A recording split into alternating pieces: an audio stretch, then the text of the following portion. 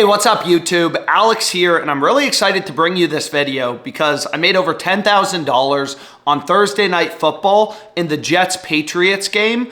All of these plays, by the way, I gave out 100% free on my live stream. I do live streams on Twitch where, I basically just sit there and bet and other people tail the bets. So a bunch of people got in these exact same plays and tailed these plays, but the purpose of this video isn't just to brag about a previous win, although obviously I'm pretty happy about it. The point of this video is to explain to you why did I think these bets were really profitable. I found them using a sharp, profitable betting strategy that I'm gonna explain to you in this video. So without further ado, what were the plays? The first play I had was Stevenson under 39.5 rushing plus receiving yards. This was plus 925 odds. I bet 485 and turned it into about $5,000, a little less. So on this specific sportsbook, Fliff, which is legal everywhere, they have a max payout of $5,000. So anything you bet, the max payout you can get is only $5,000. But regardless, this was the first win, pretty juicy. The second one, they were messing up his line on 39.5. I thought the under had a crazy edge at plus 925 odds. It was the same thing for the under 49.5 rush plus receiving yards. I bet that at plus 540, 500 to 3.2K, as well as the under 59.5 at plus 315, 500 to about 2.1K. And I also have the under 39.5 in a parlay where the second leg is college football on Saturday. So regardless, the point of this video, again, is not to brag. I want to explain to you why I thought these specific bets were so profitable, had such a high edge, and I encouraged other people to bet them, to tail this exact same play in my gambling live stream on Twitch, which again, are completely free. So before I get into the specific betting strategy, if you enjoy this type of content, I've been trying to do more YouTube videos on data-driven, sharp, profitable sports betting, strategies that make you money, how to find profitable plus EV bets. Please like the video, subscribe to the channel. Also, comment any questions as well as video ideas. I'm happy to answer questions about the betting strategy we're about to go through. And if you have questions about specific sports books, maybe I'll make a video on it. So without further ado, let's get into it. So let's get into this bet. Stevenson under 39.5 rush plus receiving at plus 925. I gave this out on my live stream. A ton of people tailed. I want to make it clear, I don't bet with my emotions or gut. It's not like I just was like, oh, I hate Stevenson, I'm betting his under. 99% of sports bettors, they bet with their emotions, their gut, and that's why the sports books are in business. All of this, everything I'm gonna say is data-driven sports betting, and it's really important to understand.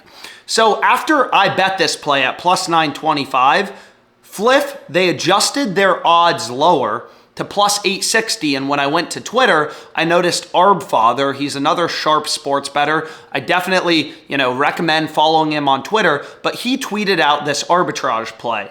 And what he said is, I bet the over on FanDuel, I bet the under on Fliff, and I guaranteed a profit. And that's exactly what arbitrage is. He made a risk-free $30. So arbitrage is when two books have such different odds. All books want to be unique. They all set their own odds. So when two books have such different odds, you can bet the over on one book, in this case FanDuel, the under on another book, in this case Fliff, and guarantee a profit.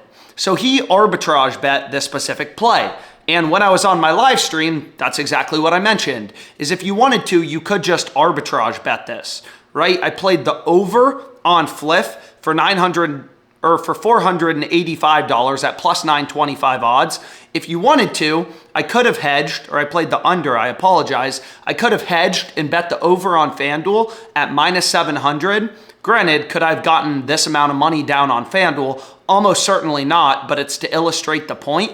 If I would have bet 43.50, right, rounding up the arbitrage calculator a little bit, this is called an arbitrage calculator, I would have made a risk-free profit of $136. Arbitrage is when two books have such different odds, bet the over on one book, under on another, guarantee a profit. It's kind of like if you were a day trader and the stock market was super inefficient. If you could buy a stock at $10 on Fidelity, go to E-Trade and sell it at $12. You buy it, you sell it simultaneously, but because of the difference in price, you make a risk-free $2. So arbitrage is just a way to day trade inefficiencies on sportsbooks. It's a sharp betting strategy. A ton of pro bettors, syndicates use this strategy. So for example, just for the sake of example, on Fliff, if I bet the over for $485 on FanDuel, I bet the under for $43.50. How do you make a risk-free $136? I want to explain that quickly before explaining why I decided to only play the bet on Fliff, right? I did not arbitrage bet this, to be clear. I did not hedge on FanDuel at all. Arbfather did. He just locked in the risk-free profit.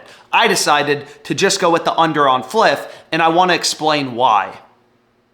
So again, when two sportsbooks are super out of sync, you can bet the over on one book, under on another book, guarantee a profit. That is arbitrage betting. So in this case, even when Arbfather tweeted this out, there was a massive discrepancy. Fliff had Stevenson's over 39.5 rush plus receiving yards at like minus 7,000. FanDuel had it at minus 700, literally a 10x different, minus 7,000 on Fliff, minus 700 on FanDuel. And this was after they already moved the line. When I was streaming and gave out this play at plus 925 odds, the under, Fliff had this line at like minus 9,000 on his over, FanDuel was minus 700. So anyways, just for the sake of argument, to prove the point of you being able to make risk-free money from this and explain why I thought the under was so profitable, is let's say I did decide to hedge this on FanDuel, right? I would have made a risk-free profit of $136. You just follow the arbitrage calculator. It tells you how much you need to bet so you get your bet sizes in the proper proportion to make risk-free money, right?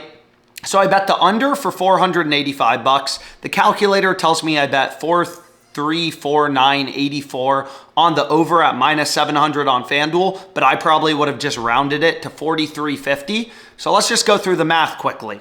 Let's say he goes over, which is the expected outcome. It's the minus 700 favorite. If Stevenson goes over 39 and a half rushing plus receiving yards on FanDuel, I would have profited $621.43, right? I bet 43.50 at minus 700 odds, so I would have profited $621.43. Then on Fliff, my bet would have lost for $485. So on FanDuel, I go up $621.43. On Fliff, I lose $485. So that's a net profit of $136.43. Kind of random number, but $136 basically of risk-free profit if I decided to hedge this. Obviously, would FanDuel have taken a bet of $43.50? Almost certainly not, but this is just to illustrate the argument. On the other hand, if Stevenson goes under, I bet $485 at plus 925 on Fliff. So that would have been a profit of $4,486. Just going through the math, that's $485 bet at plus 925 odds. On FanDuel, I would have lost the over if he goes under. When you're arbitrage betting, one bet always wins, one bet loses. So if he would have gone under, I win 4,486.25 on Fliff in profit. I lose 43.50 on FanDuel. My over loses. I would have been stuck with a net profit of 136. Stuck with a net profit. So it wouldn't matter, right? If Stevenson goes over 39.5 or under, day trading the sports books, I guarantee a risk-free profit. So I could have done that, but I didn't, right? However, whenever a market is crossed, arbitrage, when two books are super out of sync, bet the over, the under, you guarantee a profit because two books have such different odds. That means one of those bets has to be profitable, right? One of those bets has to be plus EV, positive EV, have an edge. If you can bet the over and you can bet the under on a different book and guarantee a profit, guarantee a risk-free profit, in this case of $136, one of those two bets has to be profitable. Either Stevenson's over at minus 700 or his under at plus 925. So what I realized is when I was streaming, I was looking at more sports books than just Arbfather was.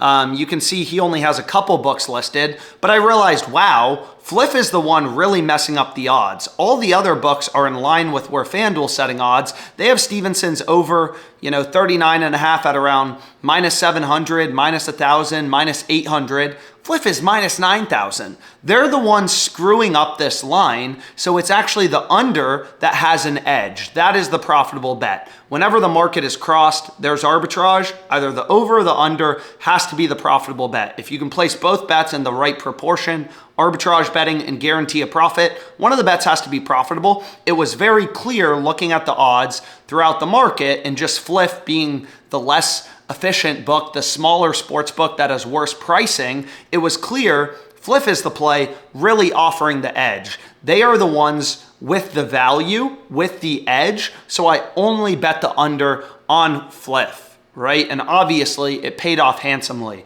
I believe that Stevenson's under probably should have been priced under 39.5, probably should have been priced closer to like plus 400, plus 500.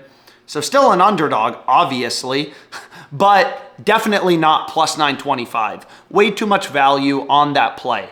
Everything in sports betting revolves around price, right? Like no team in the NFL, probably I wouldn't bet at plus 10,000 odds. Even if you had the Chiefs, one of the best teams in the NFL, against the Washington Commanders. That's my team. I'm from Virginia, so we're Commanders fans. But even like Chiefs versus Commanders, you got to be price conscious. Obviously, the Chiefs are going to be favored, maybe minus 400.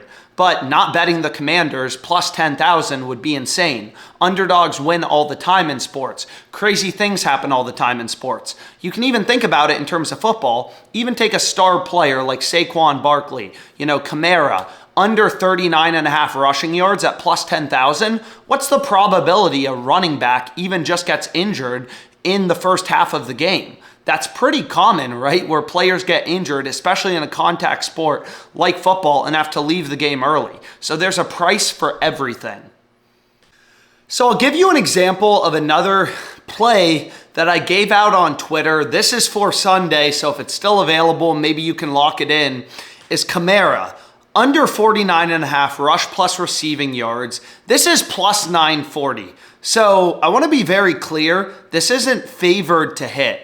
When you're betting at plus 940, even if you win just 10% of your bets, you're going to be profitable, right? You're betting 100 to win 940. So if you win your first one, lose your next 9, you'll still be up $40. But regardless, this is arbitrage. Fliff has the under at plus 940. FanDuel has the over at minus 1,800. So the market is crossed. If you wanted to, you just wanted to make a risk-free profit day trading the books, right off the OddsJam arbitrage tool, you could bet the over on FanDuel, the under on Fliff in the proper proportion, use an arbitrage calculator, and guarantee a risk-free profit. However, what I noticed is Fliff is once again the one screwing up. They have Kamara's over at minus 16,000. The other books in the market, there's even more posting lines, but these are just a few of the main ones. They have this around like minus 800, minus 1240. These are also one-way markets. DraftKings, FanDuel, they're not posting odds on the under, so they're juicing the over even more because they don't have to post odds on the under, so they're probably juicing the over even higher. So regardless, I decided to just play Kamara's under at plus 940 odds. I played it in a straight bet. I also played it in a parlay.